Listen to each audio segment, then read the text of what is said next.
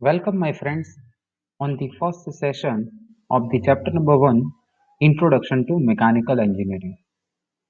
In this particular chapter, we will cover the learning outcome 1 and learning outcome 2, which we have already discussed in the first session of this particular discussion. We will start our discussion with the units. Then we discussed about the prime mover. We will discuss about the pressure. We will discuss about the heat transfer. We will discuss about the similarities and the dissimilarities between heat and work. We will discuss about the thermodynamics zeroth law, first law, and we will solve some numericals based on the basics of the mechanical engineering. So let's start with the fundamental units and the derived units. So the fundamental units are the units of the fundamental qualities as defined by the International System of Units. They are not dependent upon any other units and all other units are derived from them. The fundamental units are the meter, which is generally used to measure the length, kilogram, which is generally used to measure the mass, second, which is generally used to measure the time, ampere, which is generally used to measure the electric current, Kelvin, which is generally used to measure the temperature, mole, which is generally used to measure the amount of substance, and last, candela, which is generally used to measure the light intensity. So these 7 units are known as the fundamental units. Some other units are already derived from these 7 fundamental units, and that units are known as the derived unit. These derived units are used to define some other physical quantities. So this is all about the fundamental units and derived unit. Now let's talk about the prime mover. So what is prime mover? Prime mover is an engine or a device which converts natural source of energy into the mechanical work. In olden days, man was depending on his own physical strength and that of animal, mainly horse, bullock. Therefore, when mechanical systems were invented, the unit of power was horsepower, and prime movers use different source of energy. So here we have a broad classification of prime mover. So there are basically two types of the energy sources. One is a thermal and second is a non-thermal. If you further classify the thermal, so the thermal energy can be obtained from the fuel, from the nuclear, from the solar energy, from geothermal or bioenergy. On the other side, the non-thermal energy may be obtained from the hydropower plant, hydral energy, tidal power plant, tidal energy, and wind power plant means wind energy. If we further classify the thermal energy sources, so the first is the fuel. So what is the fuel?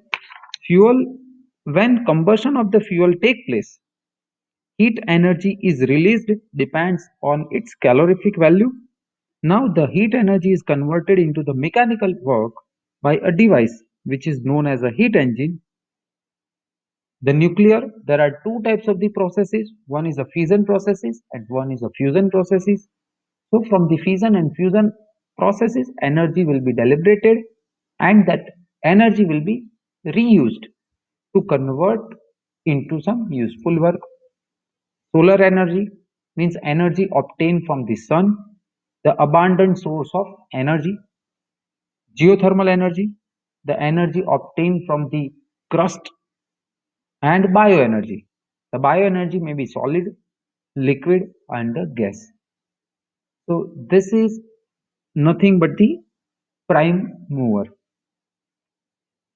If we talk about the pressure and its types, so the first one is What is pressure? So pressure is defined as the normal force exerted by a system against unit area of the boundary surface. The SI unit of pressure is Pascal, and 1 Pascal is equal to the force of 1 Newton acting per meter square area. Means 1 Pascal is equal to 1 Newton per meter square. But Pascal is very small unit. So very often we may refer kilopascal and megapascal according to our requirement. Apart from the SI unit, the other units are bar and atmospheric pressure. Means pressure can be measured in bar as well as atmospheric pressure or standard atmosphere.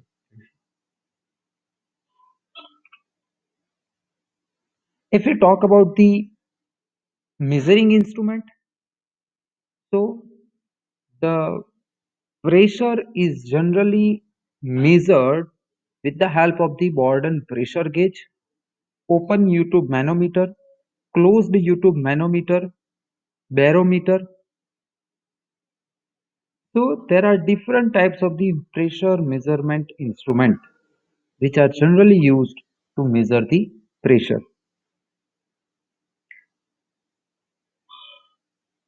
The closed U-tube manometer is nothing but the closed limb have the vacuum and which is generally used to measure the absolute pressure, which where barometer used to measure the atmospheric pressure.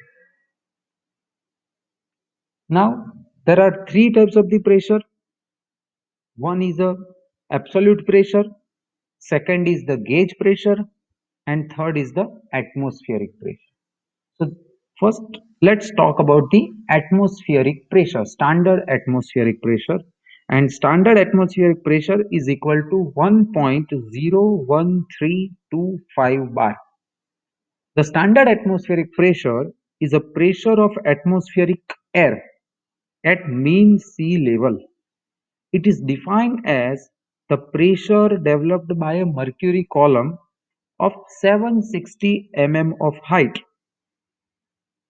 by taking the density of mercury equal to 13,595.09 kilogram per meter cube and gravitational acceleration equal to 9.80665 meter per second square.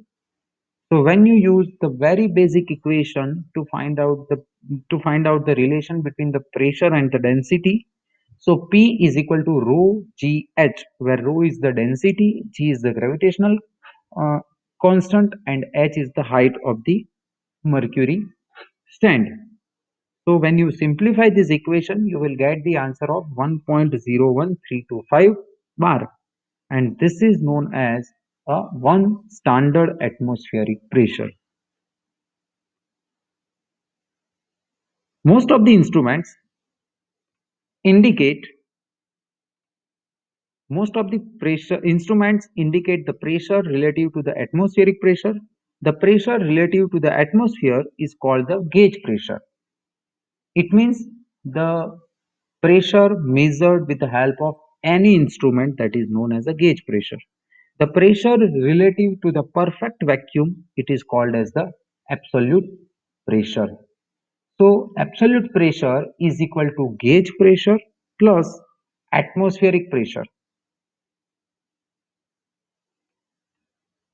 Now let's talk about the energy and the power. Can you define the energy in the simple word? It is nothing but the ability to convert a work as the into the efficient work, where power is nothing but the rate of transfer of energy. So there are two types of the energy. One is a high grade energy and second is a low grade energy. The high grade energy, it can be converted into useful works completely.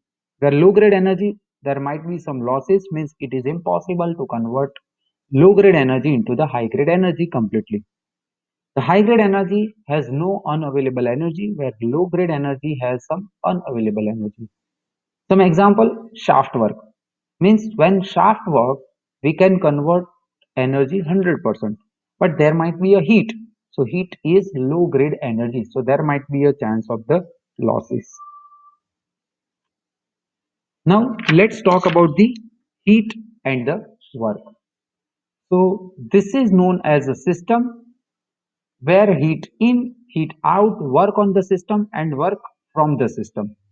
So the energy interaction at the boundary which causes due to the difference in the temperature. So means when there is a difference in the temperature, there might be a chance of the energy interaction at the boundary. If the heat is transferred to the system, means from other system, if you transfer the system to the existing system, so your sign would be positive. The heat is transferred from the system, means when you extract some energy from the entire system and you use it at some other system, so at that time heat transfer must be negative.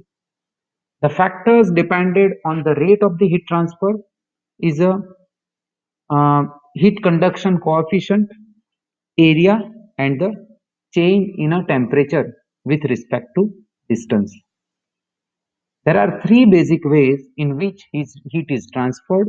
First is known as a conduction, second is convection, and third is radiation. So here you just observe the one example where you can find the three basic ways in which heat is transferred. So the first is conduction. Conduction is a molecule transfer of the heat. Where convection is a medium of transfer, means a water molecule transfer the heat from one point to the another point. And radiation means when there is no atmosphere but still a heat is transferred, that is known as a radiation. The very best example, how can we get the energy from the sun on this earth? Because between sun and earth there is perfect vacuum. So here the energy is transferred through the radiation. So there are three ways to transfer the heat. One is conduction, second is convection, and third is radiation. Let's talk about the comparison of heat and the work. So what are the similarities between heat and work? The similarities are both are path functions, means both follows the path. The second is both are boundary phenomena, means you need to consider the boundary when you want to understand the overall behavior of the heat transfer as well as the work transfer. Both are associated with a process, not a state, where system causes energy but not work or not heat. What are the dissimilarities between heat and work? In a heat transfer, temperature difference is required, where in the work transfer there is no temperature difference. In a stable system, there cannot be work transfer. In any stable system, there cannot be any work transfer. But there is no restriction of the transfer of the heat. And the third and most important, heat is a low grade energy where work is a high grade energy. So these are the dissimilarities between heat and work. Let's talk about the very interesting discussion. It's a path, process, and the cycle. And I think this particular discussion we will discuss in our next lecture. So in our next lecture, we will discuss about path, process, and cycle. We will discuss about the zeroth law of thermodynamics. We will discuss about the first law of thermodynamics, and we will solve some numericals based on this particular chapter. So this is all for this particular chapter, for this particular session. We will meet on next week. Till then, have a great weekend. Bye.